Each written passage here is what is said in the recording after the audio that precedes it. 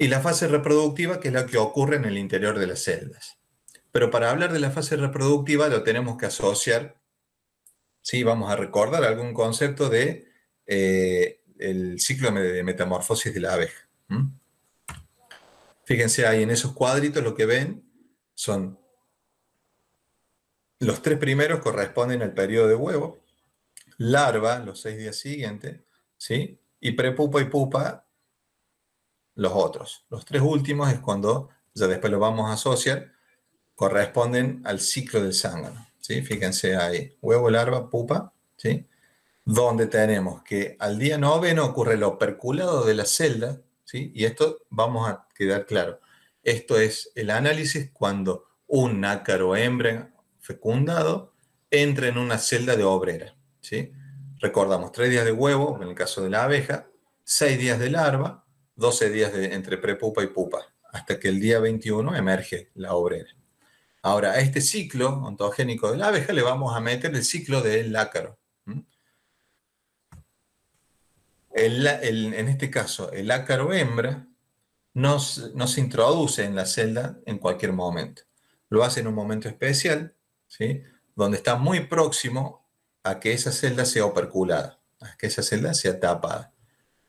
¿Por qué no lo hace antes? Y porque el riesgo, primero, hay que ser claro, adentro de esa celda, si entrara en el periodo de larva 1, por decirlo así, el tamaño de la larva es muy chiquito, ¿sí? A medida que va avanzando el ciclo de la larva, recuerden que es un estómago comiendo, ¿sí? Y en menos de 5 días pasa a ocupar casi todo el fondo de la celda. El tamaño se incrementa muchísimo.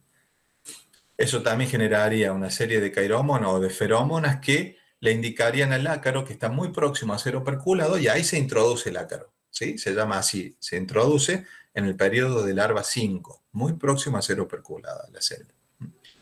Ahí entra una hembra, un ácaro hembra, fecundada. Más o menos unas 60, 70 horas después del operculado de la celda, ocurre que este ácaro se introduce en la celda, ¿sí?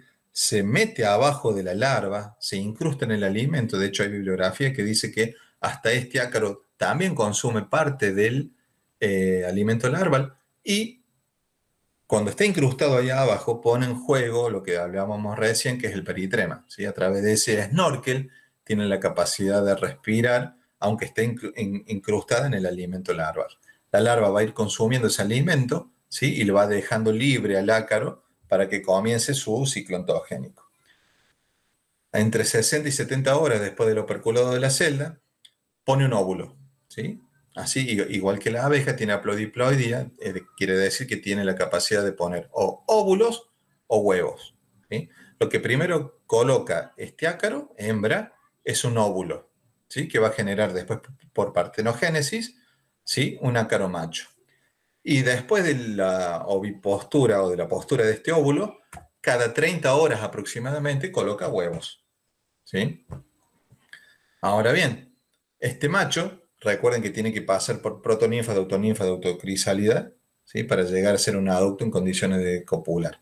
Lo mismo ocurre con las hembras, pero yo les dije recién que el macho tiene entre 6 y 7 días para llegar a la madurez sexual y el caso de las hembras es un poquito más corto, lo que implicaría que el macho y la primera hermana hembra llegarían a la madurez sexual casi al mismo tiempo. Entonces, el hermano transmite su esperma a través del aparato bucal, quiere decir que copula con su hermana, ¿sí? Y a medida que va pasando el tiempo y las otras hermanas llegarían a la madurez sexual, cosa que no ocurre normalmente, al día 21 emergería. Por supuesto que en muchas menores condiciones fisiológicas la obrera, porque recuerden que ahí tienen el ácaro hembra, madre que ingresó a la celda, y sus hijas que también están succionando los cuerpos grasos de esa abeja. Por lo tanto, la abeja que van a nacer el día 21, ya vamos a ver alguna sintomatología asociada a esto, pero emergen con menores condiciones que una obrera no afectada, ¿sí? O sea que Al día 21 que sale de esa celda, la obrera, en un estado mucho menor desde el punto de vista fisiológico, y emergen la madre que generó todo este lío y las hembras que han sido fecundadas y llegan a la madurez sexual. ¿Sí? No sale ni el macho ni las hembras no fecundadas o inmaduras sexualmente. Ahora bien, por cada hembra que sale, que se introduce en una celda de obrera, ¿sí? Emerge una hembra o una hija madura sexualmente y una vez de cada 3 eventos, ¿sí? A ver, una vez de cada 5 eventos, sería 1.2, emergen 2 hembras, hijas fecundadas, ¿sí? Espero que quede claro. Entonces, repito, por cada hembra que sale, perdón, por cada hembra que entra en una celda de obrera, salen una hembra, una hija fecundada, y una vez cada 5 eventos, que ocurre este ciclo, ¿sí? Salen 2. ¿Sí? Tiene una tasa, por suerte, no todos los huevos, ¿sí? O todas las hembras que colocó van a emerger, sino se tendría una tasa de multiplicación elevadísima. ¿Mm? ¿Esto qué ocurre? Esto considerando una sola hembra que entra en una celda de obreras, pero ¿qué ocurre si entran 2? La tasa de multiplicación se duplica, ¿sí? Pero si ya entran 3 o 4 hembras, que de hecho puede ocurrir en una infestación muy alta, no es tan directa la tasa de multiplicación, sino por fenómenos de competencia interna, ¿sí? En la celda, la tasa de multiplicación se ve disminuida. ¿Mm? Y también, ¿qué ocurre si entra en una celda de zángano? La celda de zángano tiene, primero, 3 días más de operculado, el zángano es más grande, es más gordo, tiene más alimento, por lo tanto la tasa de multiplicación de un ácaro, ¿sí? Es mayor, ¿sí? Por cada hembra ácaro que entre en una celda de zángano, sale la hembra adulta que generó el lío, más la hija más grande, y una vez de cada 3 eventos, o 1.33 o cada 1.35, saldría una segunda hija. ¿Sí? Quiere decir que en las celdas de zángano se multiplica más, porque el tiempo de operculado y la tasa de alimentación que pueden llegar a tener, porque la larva del zángano es más grande y la pupa es más grande, se le emergerían un poco más de ácaros hembra. Y ahora bien, si hay un ácaro hembra y tiene que una celda de obrera próxima a ser operculada y una celda de zángano próxima a ser operculada, ¿sí? ¿Ustedes qué creen que elegiría ese ácaro hembra?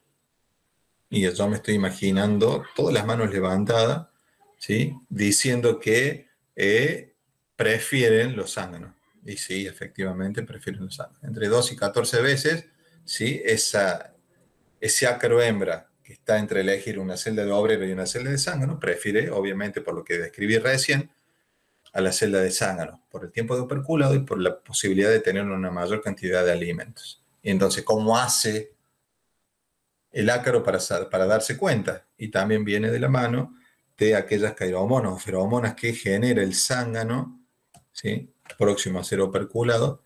Esto es detectado por los ácaros y se dirigen principalmente a las celdas de zángano.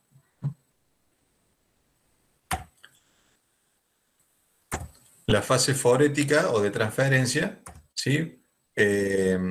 Dentro de la colmena, ¿sí? Hay muchos videitos que ustedes pueden googlear y se van a dar cuenta que el ácaro es muy veloz, es muy rápido, ¿sí? Y puede pasar de una abeja, ¿sí? Un ácaro que está montado en una abeja a otra abeja que no lo tiene, ¿sí? En el momento en que la abeja tiene un contacto íntimo, ¿sí? A través de la trofalaxis. En ese momento parece mentira, ¿sí? Que a pesar de que sean a lo mejor segundos de contacto entre abeja y abeja, cuando se pasan algunos fluidos, cuando se pasan por ahí alimentos, un ácaro puede pasar de una abeja a otra, ¿sí? Y cuando mayor es la cantidad de abejas en el interior de la colmena, la posibilidad de ese contacto estrecho hace que el ácaro se pueda mover entre una abeja y otra, ¿sí? Y se moviliza mucho el ácaro dentro de una colmena. Parece que no, ¿sí? Que es un ácaro muy chiquito, pero en un tamaño comparativo es como si la abeja tuviera una tortuga de este tamaño prendida en el lomo. ¿sí? Pero se mueve muy rápido adentro de la colmena. Es como si nosotros tuviéramos una tortuga, Diego. Sí, perdón, No es sí, me como si confundí. la abeja. Es como si nosotros Nosotros, si tuviéramos una nosotros tortuga prendida tuviéramos al una fuego. garrapata del tamaño de una tortuga, haciendo la comparación, la abeja tiene una garrapata así en esta proporción en su cuerpo.